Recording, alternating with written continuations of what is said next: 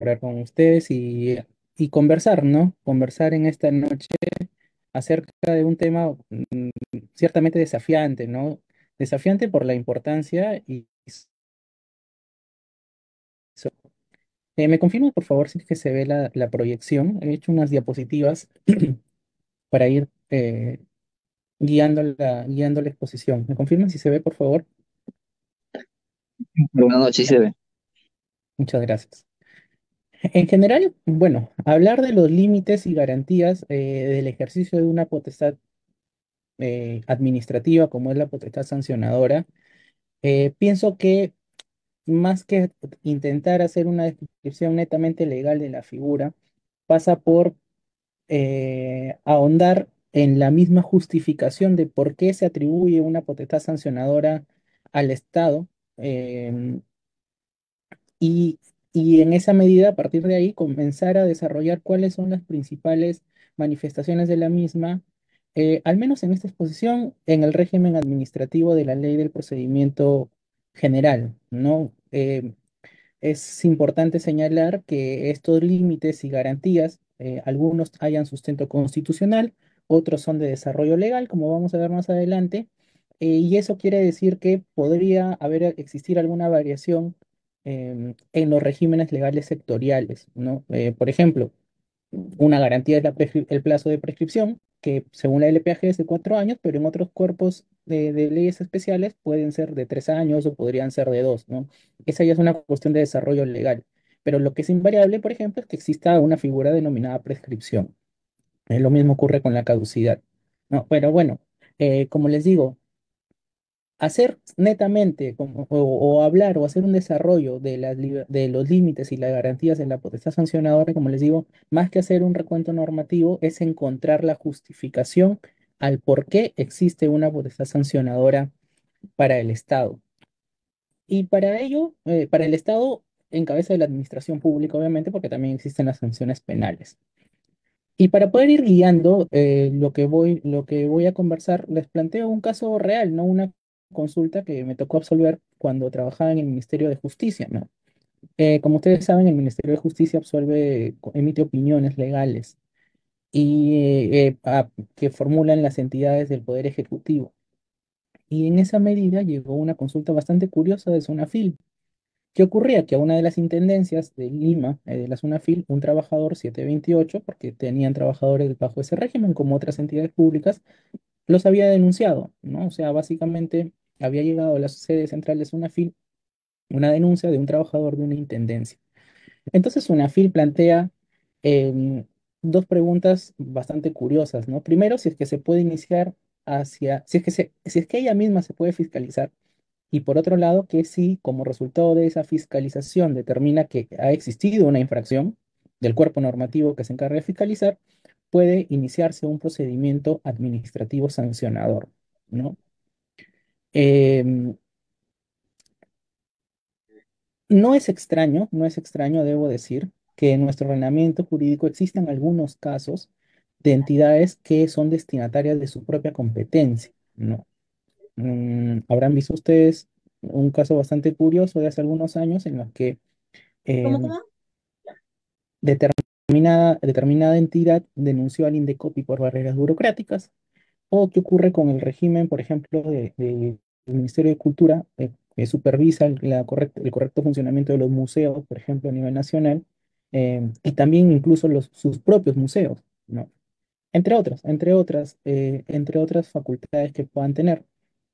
Sin embargo, esto tiene un matiz particular cuando estamos en el ejercicio de una potestad sancionadora, porque claro, la lógica o una cierta una percepción de parcialidad nos podría decir, no, no puede sancionarse a sí misma, em, no puede investigarse a sí misma, porque pues obviamente no va a llevar a cabo una actuación neutral.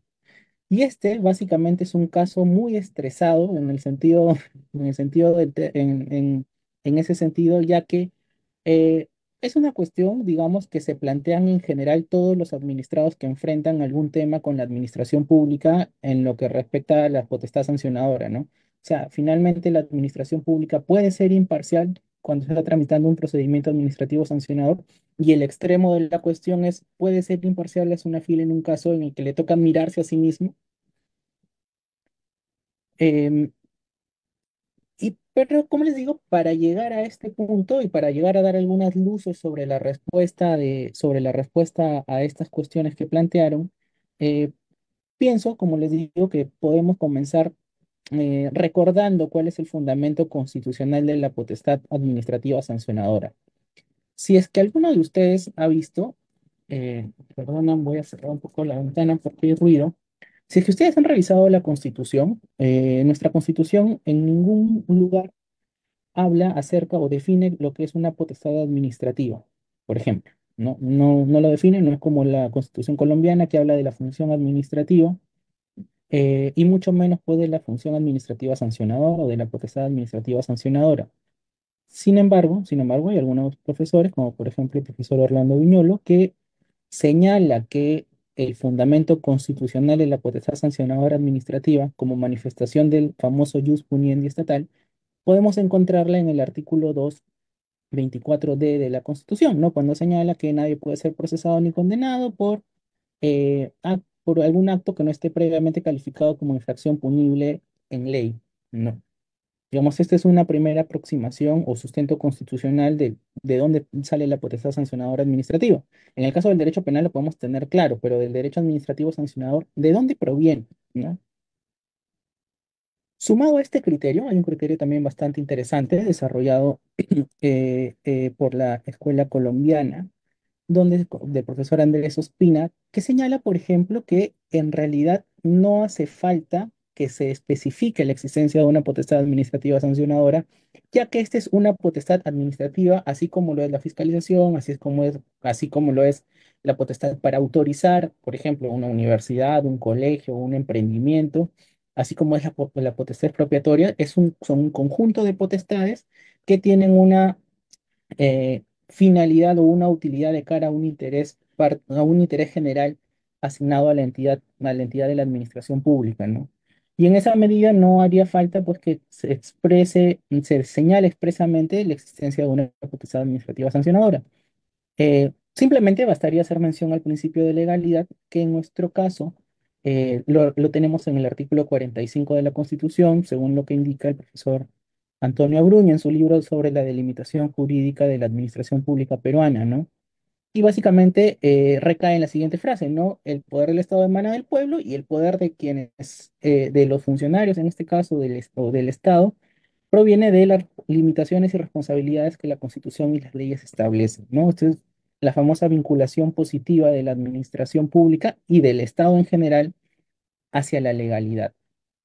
Eh, en esa línea, si es que se buscara y dar una finalidad a la potestad sancionadora, dice el profesor Andrés Ospina que esa está vinculada con la propia eficacia administrativa, ¿no? Aquí hay que recordar un poco las palabras del profesor Alejandro Nieto, cuando en el prólogo que hace al libro de la profesora Rosa Gómez sobre el control de la discrecionalidad en el ejercicio de la potestad sancionadora, es que se tiene muy arraigado que el derecho administrativo solamente sirve para limitar el poder, ¿no?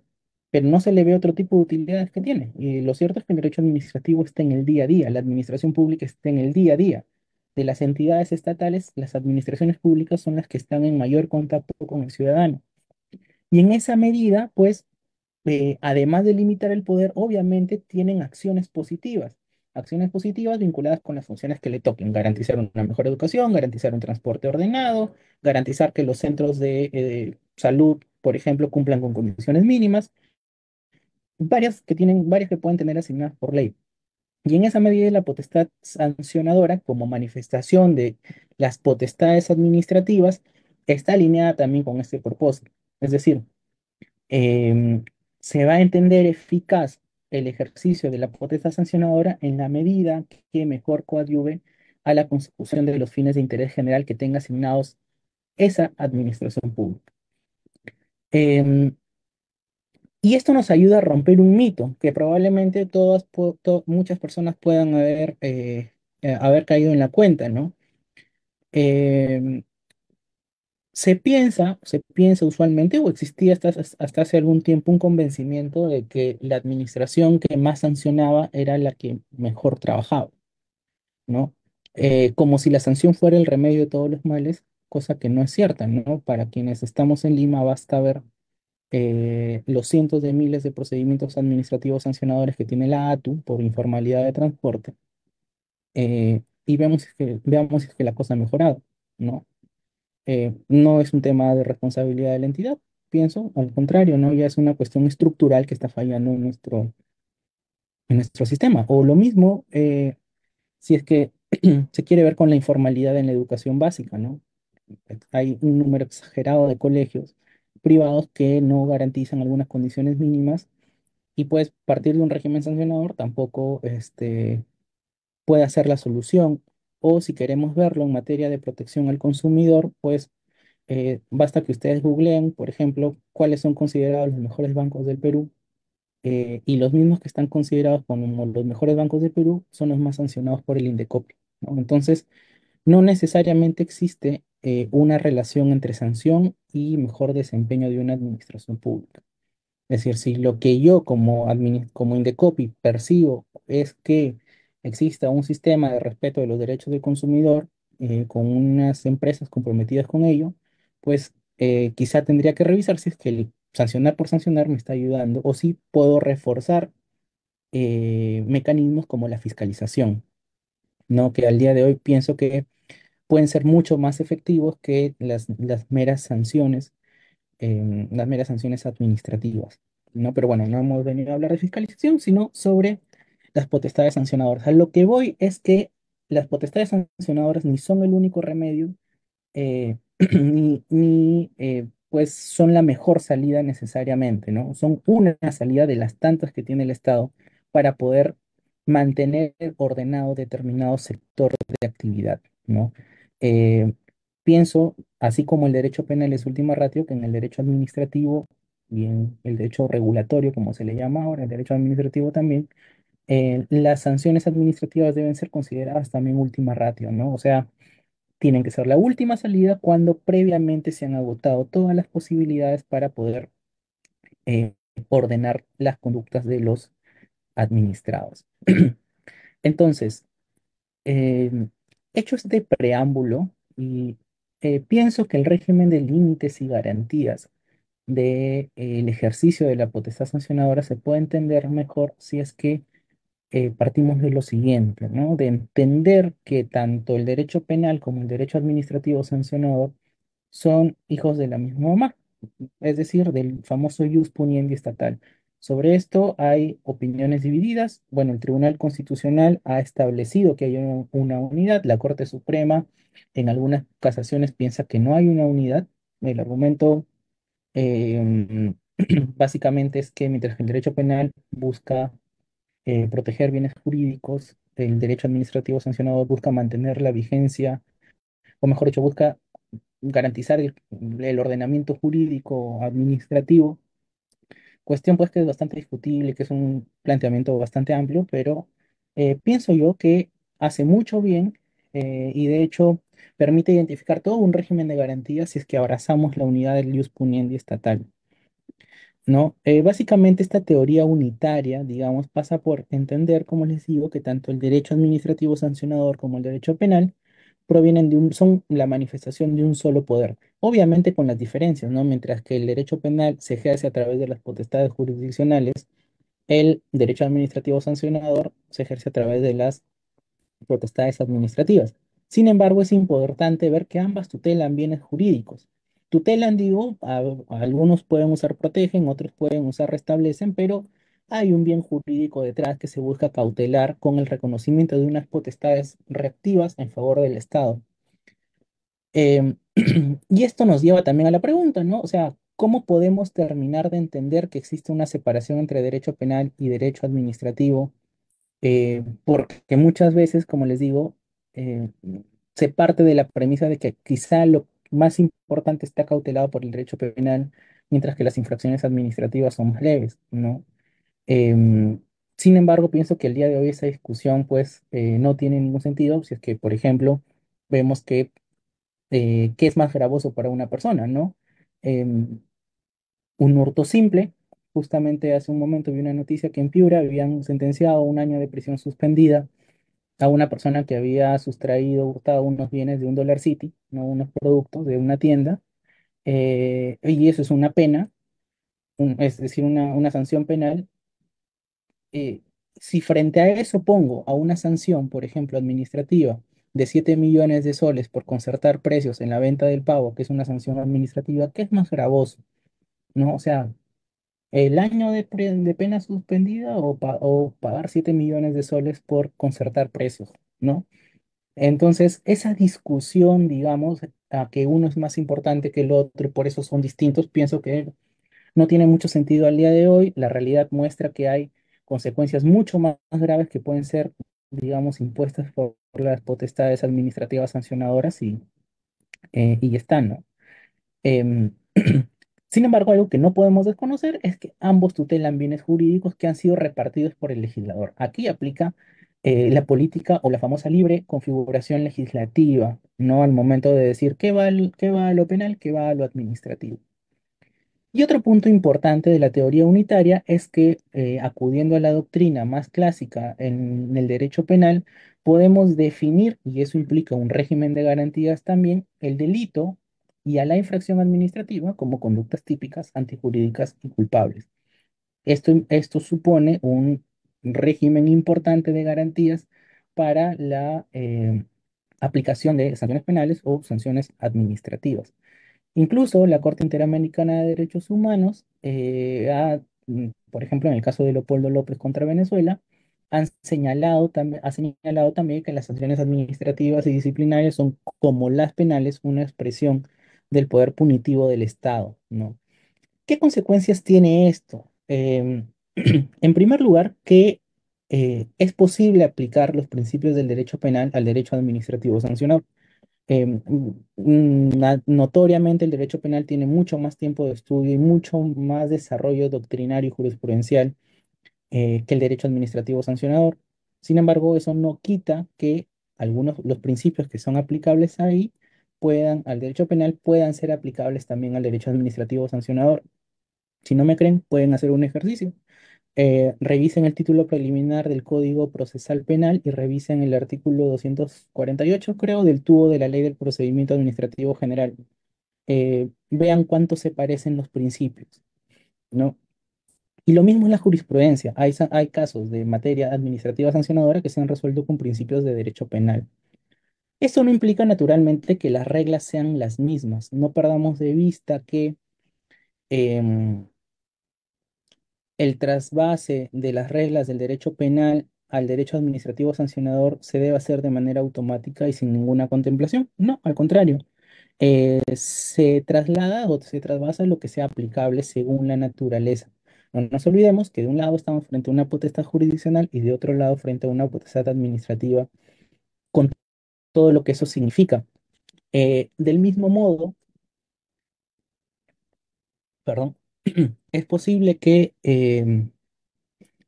como ustedes saben, de nuestras clases de derecho constitucional, actualmente las normas de rango constitucional, más que estar representadas solamente por la Constitución y las leyes de desarrollo constitucional, se pueden afianzar en una figura llamada bloque de constitucionalidad, ¿no? Que incluye a las normas estatuidas provenientes de la jurisprudencia del Tribunal Constitucional, ¿no? Cuando delimita el contenido esencial de un derecho, por ejemplo.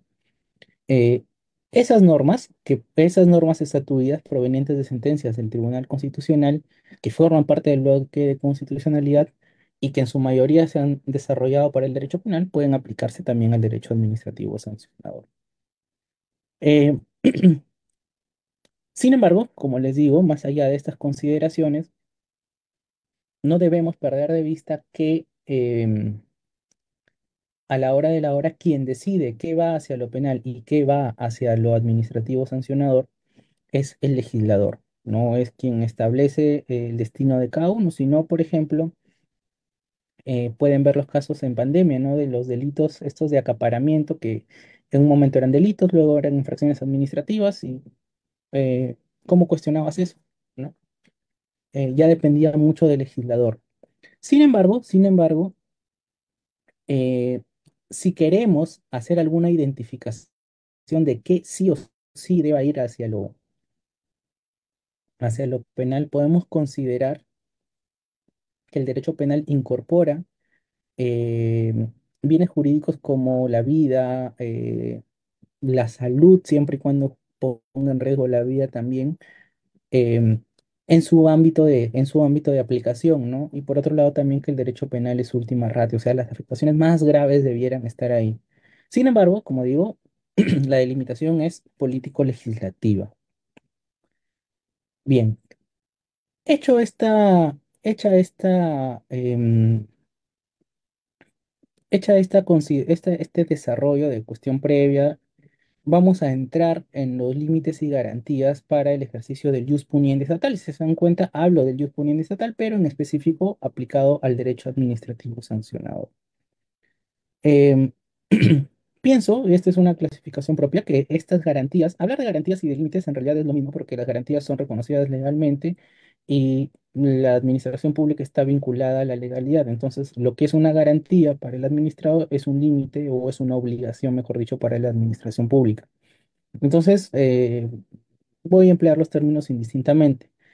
No obstante, pienso también que podemos distinguir estas garantías y límites en dos frentes, ¿no? No vamos a desarrollar todas, pero sí trataré las que considero puedan ser de su interés, ¿no? Que son las garantías, en este caso, sustantivas y procesales, ¿no? Esos son los dos tipos, y dentro de esas explicaré algunas. Las sustantivas referidas a la responsabilidad misma y las procesales, pues, al mecanismo para determinación de la responsabilidad. En cuanto a las garantías sustantivas, estas siempre son de carácter constitucional, es decir, el legislador no podría ir en contra o no podría desconocerlas, no podría regularlo de otra manera. Y la legalidad, como han visto en las diapositivas iniciales en materia sancionadora, es muy importante. Y pienso que se expresa en dos niveles. Primero, la legalidad al momento de atribuir la potestad sancionadora a la administración, pero también la legalidad al momento de establecer infracciones y sanciones. En cuanto a lo primero, como les decía, el punto de partida al momento de hablar de potestad sancionadora es el artículo 2 de la Constitución, ¿no? O sea, ¿cuál es el fundamento de una sanción? Pues que nadie me puede obligar a hacer algo, por ejemplo, pagar una multa, si es que la ley previamente no lo ha establecido como tal. O lo mismo, su manifestación en el derecho sancionador, que nadie puede ser procesado por acto o omisión que al tiempo de cometerse no esté previamente calificado por ley. Una cuestión que ya les he comentado. Entonces, ¿eso qué nos lleva? A que, como dice nuestra ley del procedimiento administrativo general, la potestad sancionadora se tiene que atribuir sí o sí por ley. Y aquí pueden ver ejemplos como EFA, SUNEDU, la Ley Orgánica de Municipalidades, donde se atribuye potestad sancionadora a estas entidades de manera expresa. No es que se pueda interpretar la existencia de potestad sancionadora, como decir, si tengo posibilidad de fiscalizar o de supervisar, bueno, también puedo sancionar, o si puedo autorizar, puedo sancionar. No, hasta hace algún tiempo, la policía administrativa, algún sector de los estudiosos de la policía administrativa entendían que la autorización y la sanción eran caras de la misma moneda. Si puedo autorizar, por tanto puedo sancionar. Sin embargo, esto no es exacto, ¿no? Ambas son, si bien es cierto, se enmarcan en la policía administrativa, son potestades que tienen que atribuirse de manera expresa e independiente cada una, ¿no? Em, Eh, ¿Y esto qué nos lleva, como les digo, a que finalmente la potestad sancionadora es una potestad administrativa, es una competencia administrativa? La ley del procedimiento administrativo general dice, ¿no? El ejercicio de la potestad sancionadora corresponde a las autoridades a quienes les haya sido expresamente atribuidas. Em, y, por ejemplo, volviendo al caso inicial que les comentaba, ¿cómo aplicamos esto al caso de Sunafil? La ley del procedimiento administrativo general, la ley de inspección de trabajo, no dicen que la Sunafil se pueda abstener o pueda no ejercer una competencia cuando ella misma es la investigada. Al contrario, lo que dice la ley del procedimiento administrativo general es que el ejercicio de la competencia es irrenunciable. Entonces hay una obligación de ejercer la competencia. No es que sea facultativo, no es que diga, no, como me toca a mí, no investigo, no miro nada. No, al contrario, el ejercicio de la competencia es obligatorio. Entonces, por eso les planteaba la importancia de entender que la potestad sancionadora administrativa es una potestad administrativa más. Se le aplica el régimen general de las potestades, constitucional y legal, lo cual nos lleva a señalar pues, que son irrenunciables. Son irrenunciables e incluso que son de carácter fiduciario, como señala el profesor Antonio Bruña, es decir, que no se debieran ejercer en beneficio de particular, sino en beneficio del interés general. Eh, Eso en cuanto a la atribución de potestades. Por otro lado, en cuanto al establecimiento de potestades de las infracciones y sanciones, el principio de legalidad adquiere distintos matices, ¿no? La ley previa, la legalidad formal, que se trata de una norma con rango de ley, la legalidad material y la prohibición de analogía. No me voy a detener en la segunda y en la tercera. La de retroactividad, ya saben, ¿no? Las normas sancionadoras se aplican al momento de la comisión de los hechos, salvo que sean más beneficiosas al reo, ¿no? Desde que este es un principio que inicialmente se aplicaba al derecho penal y se ha hecho extensivo al derecho administrativo también. Y por otra parte, también la prohibición de analogía. Es decir, yo no puedo interpretar que esta conducta está sancionada. Tiene que decir la norma expresamente que es una conducta sancionable. En cuanto a la legalidad formal y material, el profesor colombiano Santalla Quintero dice algo bien interesante, ¿no? Toda conducta susceptible de ser calificada como una infracción administrativa y también su correspondiente sanción deben haber sido preestablecidas como tales por una norma legal con un grado suficiente de precisión, ¿no? Ya esto va a la taxatividad. El tipo infractor no se puede interpretar, necesita ser taxativo. Em, Actualmente, la legalidad formal implica que solamente por ley puedan establecerse sanciones administrativas, infracciones y sanciones administrativas, que es lo que recoge más o menos bien nuestra ley cuando desarrolla el principio de legalidad y también cuando habla de la tipicidad, ¿no? Em, claro, ustedes me dirán, sí, profesor, pero si vamos a ver la práctica.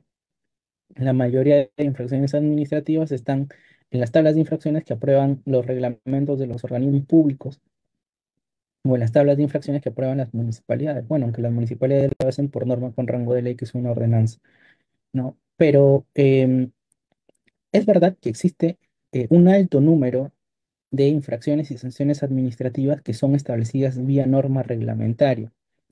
Y esto no es extraño, no está mal, es simplemente una posibilidad permitida por el mismo legislador. Es el legislador que quien en principio tiene la posibilidad o el deber de hacerlo, delega a las administraciones públicas para que establezcan infracciones administrativas, ¿no? Para que tipifiquen.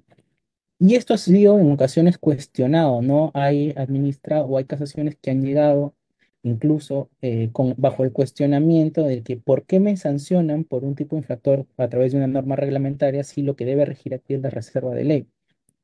Bueno, em, y hay casaciones como esta de aquí en las que se ha definido que es imperiosa la necesidad de acudir a la vía reglamentaria para tipificar conductas, ¿no? Obviamente siempre que el legislador lo permita, siempre que el legislador delegue esta facultad. Y aluden, ¿no? En esta casación a que esto se hace por razones de carácter técnica y por el dinamismo de un sector, por ejemplo, de un sector administrativo, ¿no? O sea, em, por ejemplo, sector energía o sector educación, sector transporte puede ir cambiando a lo largo del tiempo y requerir tipificación sí, tipificación inmediata, por así decirlo, y quizá el proceso legislativo demore mucho y además que requiera de una expertise técnica que el Congreso no tiene. Entonces, y en esos casos, se ve aquí por parte de la Corte Suprema que existe una tolerancia a la tipificación vía reglamento que también está permitida por ley, ¿no? Por ejemplo, la Corte Constitucional de Colombia también identifica esta problemática, o más que problemática, esta realidad, y dice, claro, es natural y es más admisible que incluso en el derecho penal se establezcan infracciones vía reglamento, ya que además de las razones técnicas que les he comentado hace un momento, pues existen más controles para evitar la arbitrariedad, ya que mientras que una sentencia judicial de una sanción penal tiene que puede adquirir la calidad de cosa juzgada y con eso se terminó todo.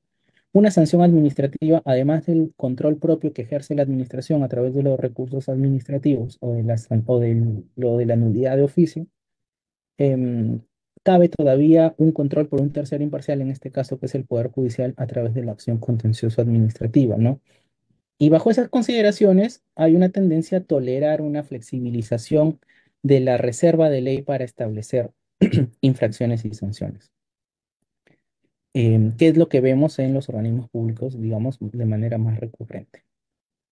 Por otro lado, en cuanto a las garantías procesales, pienso que estas se desdoblan, ¿no?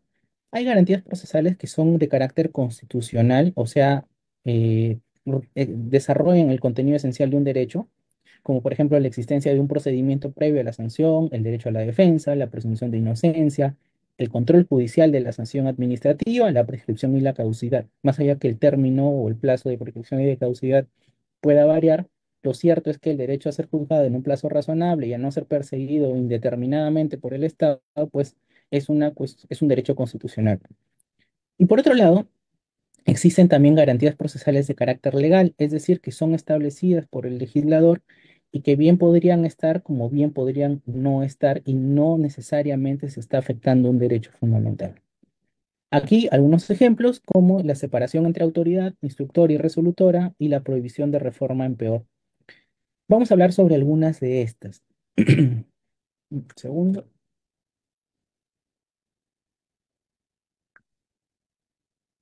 Eh, bueno, es claro, y también lo manda la Constitución, que para nadie puede ser sentenciado sin haber sido juzgado previamente, ¿no? Em, y esto está recogido también por nuestra ley en el artículo 248, cuando dicen no se pueden imponer sanciones sin que se haya tramitado el procedimiento respectivo, es decir, no se pueden poner sanciones de plano, básicamente. Tiene que tramitarse un procedimiento con la finalidad de identificar si es que estamos frente a una conducta típica, antijurídica y culpable que amerite o no la imposición de una sanción. Entonces, el procedimiento es clave aquí, ¿no? Es clave y es obligatorio. Por otro lado, el derecho a la defensa, ¿no? Hay que tener en cuenta aquí que en nuestra ley del procedimiento administrativo general, en el marco de un procedimiento administrativo sancionador, se parte de la presunción de inocencia o presunción de licitud, ¿no? Que es un parámetro constitucional. Pero más allá de eso, se da la oportunidad al administrado para que presente descargos, ¿no? Para que presente descargos y esos pueden ocurrir hasta en dos oportunidades. Em, el primero es luego de la imputación de cargos y los segundos son luego de la notificación del informe final de instrucción. Em, en cuanto a esto, al número de descargos, pienso que esta es una cuestión, como les digo, de derecho positivo, ¿no? Hay ordenamientos, la mayoría que tienen que ver con las entidades del Poder Ejecutivo, en los que sí existe esa doble posibilidad de descargos, pero hay otros ordenamientos que tienen leyes especiales en los que los descargos se presentan solamente una vez.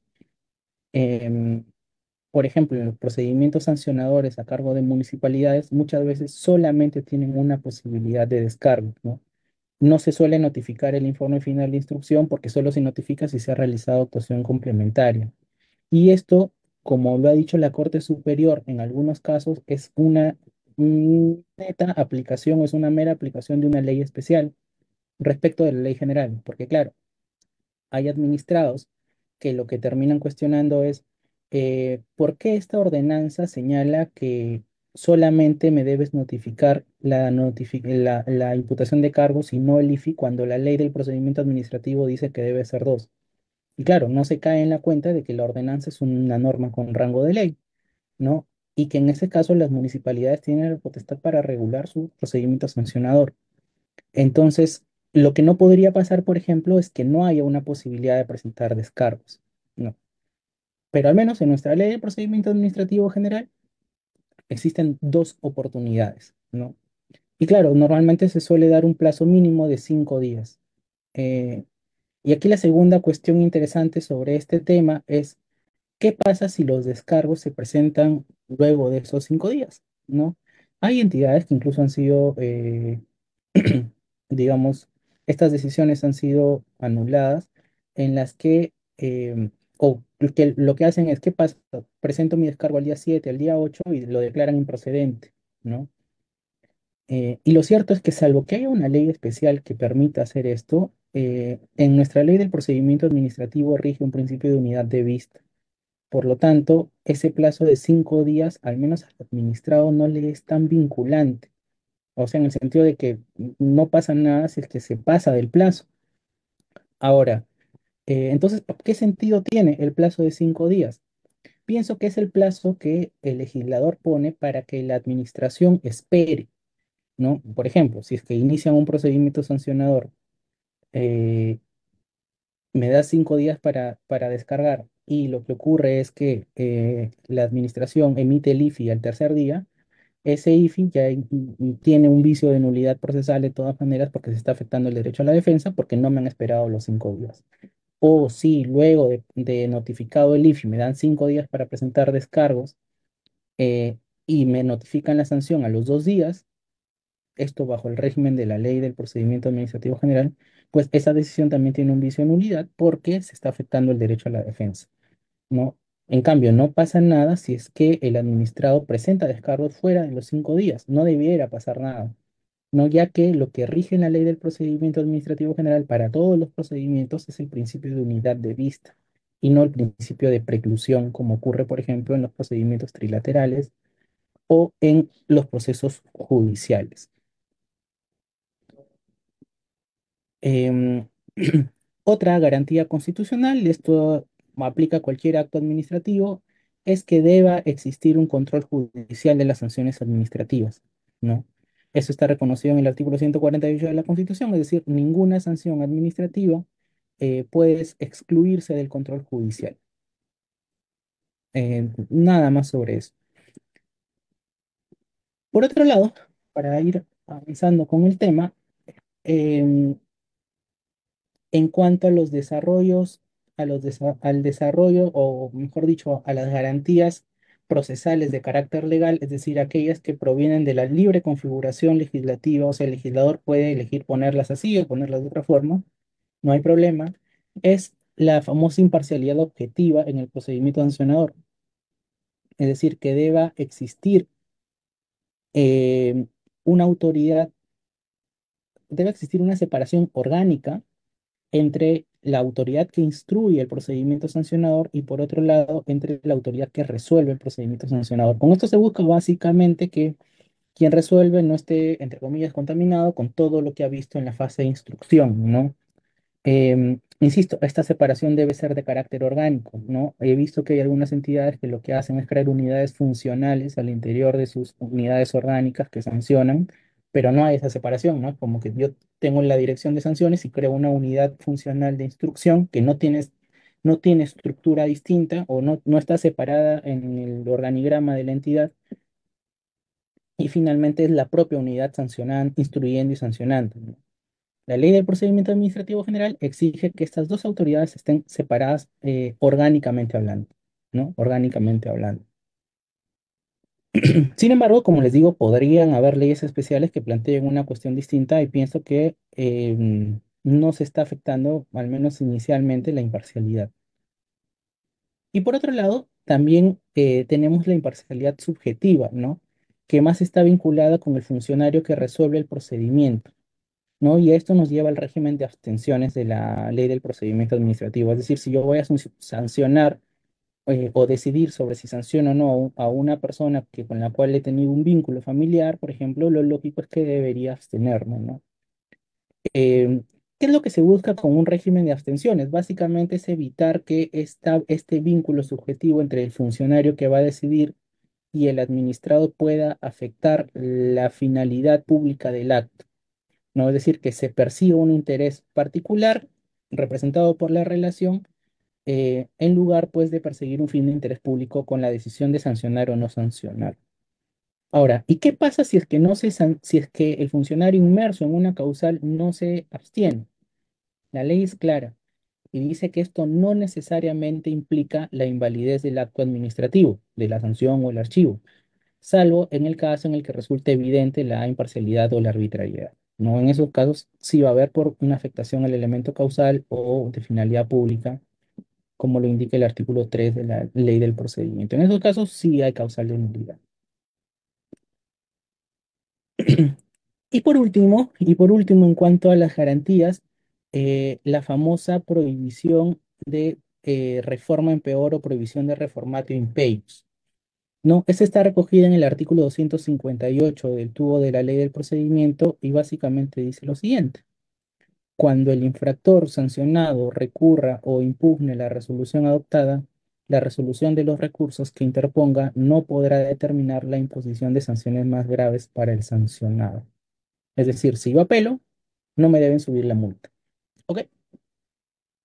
Esto que es una garantía se ha desdibujado de muchas maneras en distintos ordenamientos sectoriales.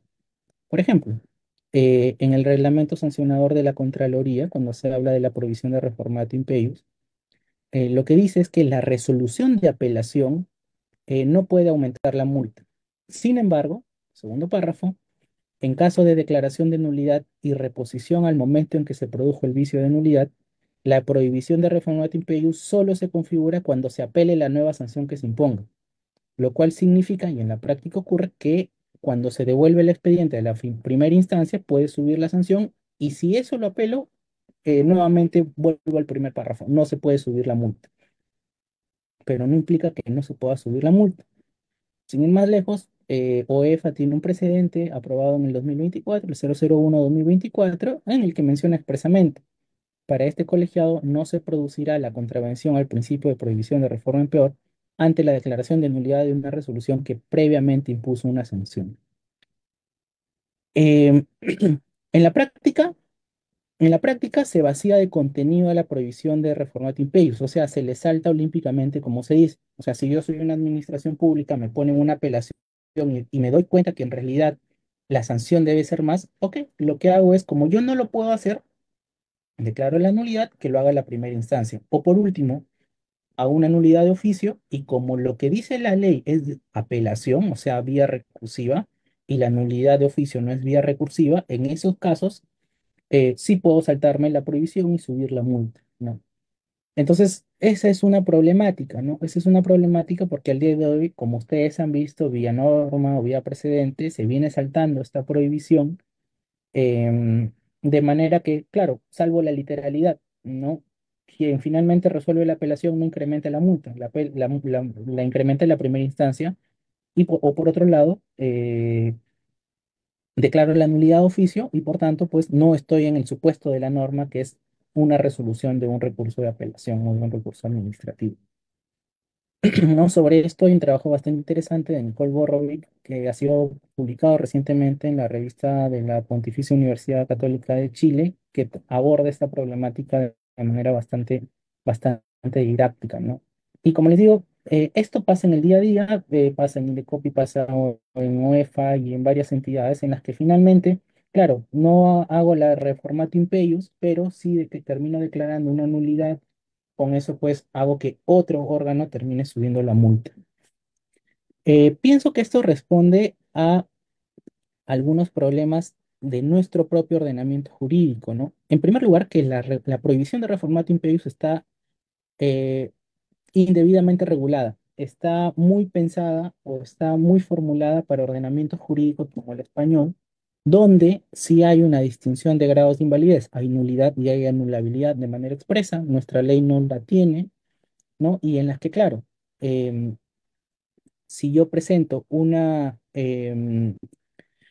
las razones por las cuales se puede anular un acto administrativo vía recurso son distintas a las que se puede anular vía nulidad de oficio, ¿no? Entonces, qué ocurre en esos casos? Que claro, si es que un administrado presenta una apelación y finalmente le suben la multa, estoy dentro del supuesto de causal de nulidad por recurso, sí, y eso está mal, sí, porque está la prohibición, ¿no? Pero ¿qué va a ocurrir? Que la administración, por ejemplo, española tiene la posibilidad de anular de oficio, pero por otras razones por las cuales no se han apelado, ¿no? Que son las causales de nulidad de pleno derecho en el ordenamiento jurídico español. Entonces, hay una distinción, ¿no? La prohibición de reformatorio imperius sirve, claramente en mecanismos recursivos que tengan propias causales de nulidad. Pero en nuestro ordenamiento jurídico eso no ocurre. Como les decía, las razones por las cuales yo anulo un acto vía recurso son las mismas por las que voy a anular un acto vía nulidad de oficio. Las causales son las mismas. Esto del agravio al interés público, derechos fundamentales, esto lo tengo escrito en otro lado, no hacen mucha diferencia, terminan siendo lo mismo si es que entendemos bien la nulidad y por tanto no hay una distinción que permita darle autonomía a la vía recursiva cuando se habla de nulidad, ¿no? Entonces, esto hace que si yo impugno, me pueden sacar la vuelta por nulidad de oficio, pueden terminar declarando la nulidad y da igual, ¿no? Entonces, esta dificultad hace que en la práctica simplemente la distinción entre la vía recursiva y la nulidad de oficio sea la manera en cómo se inician. Uno es de parte, otro es de oficio. Y como la prohibición de reforma de impedidos es para el recursivo que es de parte, pues lo hago de oficio. Y no pasa nada. Em, ¿Qué salida se le puede dar a eso? ¿Qué salida se le puede dar a cómo está el ordenamiento jurídico? Claro, la respuesta más fácil es cambiemos la manera en cómo está redactada la prohibición. Pero Nicole, en el trabajo que les comento, lo que busca es identificar el fundamento jurídico de esta prohibición para evitar caer básicamente en lo que vendría a ser un fraude a la ley, ¿no? Porque claro, le saco la vuelta a la figura para declarar la nulidad. Y muchas veces se piensa que el fundamento de la prohibición de la reforma en peor es la congruencia procesal. O sea, si yo impugno A, pues no puedo salir más perjudicado, ¿no? Como se dice, no puedo ir por lana y salir trasquilado. Em,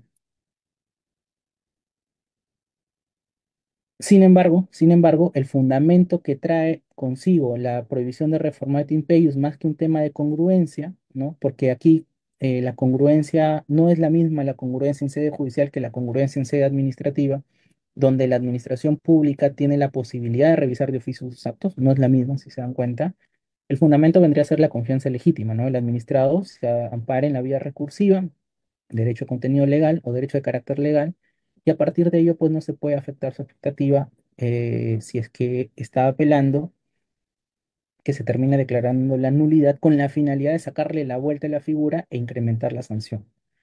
¿No? Sin embargo, como les digo, esto es un tema que recién con este trabajo de Nicole es que pienso que ha comenzado un debate serio porque básicamente muchos colegas, y esto lo he escuchado de más de una voz, lo tienen como algo asumido, ¿no? O sea, la prohibición de Reconoce Imperius no me sirve, no me ayuda, porque a la hora de la hora, para saltársela, se termina declarando una nulidad, o simplemente por recurso o se hace una nulidad de oficio y con eso salgo de la literalidad de la norma, ¿no? Pero si vamos un poco más allá, podemos identificar que este procedimiento, pues, tiene su propia valía, tiene sus propios fundamentos jurídicos, los cuales al día de hoy, pues, se vienen trastocando, ¿no? Bueno, muchas gracias por su tiempo, por su paciencia. Quedo atento a alguna pregunta que puedan tener.